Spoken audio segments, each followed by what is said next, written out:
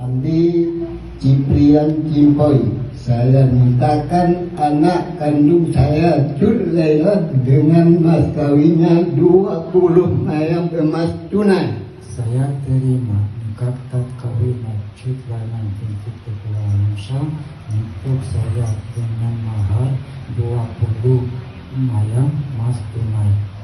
Saudara, jodoh memang tidak bisa ditebak. Hal inilah yang dialami oleh seorang wanita asal Aceh bernama Cut Lailan yang berjodoh dengan seorang pria asing asal Romania. Wanita kelahiran 1 Januari 1979 asal Lamdom, Kecamatan Lungbata, Kota Banda Aceh ini resmi dipersunting oleh Andre Ciprian Cimpoy, pria asal Bakau, Romania.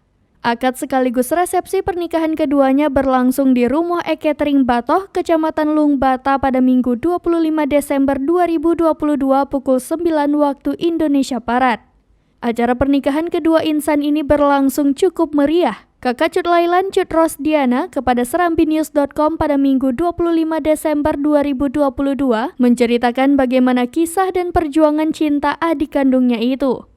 Mengenai awal perjumpaan Lailan dan Andre, ujar Rosdiana, berawal dari media sosial Facebook sekitar 1 tahun yang lalu.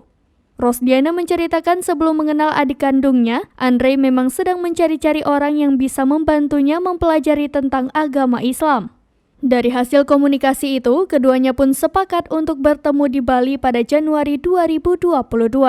Pertemuan yang berlangsung di Bali ini pada awalnya membantu Andre untuk menjadi mu'alaf. Pria yang bekerja sebagai freelancer IT di USA ini meminta waktu 1 tahun untuk meresmikan hubungannya dengan Lailan secara agama dan negara. Janji itu pun ditepati. Tak genap 1 tahun, Andre kembali ke Indonesia untuk membuktikan ucapannya untuk menikahi wanita pujaan hatinya itu. Kini, keduanya telah resmi menikah. Andi Ciprian Cimpoy, saya mintakan anak kandung saya Cut Laila dengan mas kawinnya 20 ayam emas tunai. Saya terima kata kawin Cut Laila binti Ketua Nusa untuk saya dengan mahar 20 ayam emas tunai. Don't forget, smile. Ini dulu.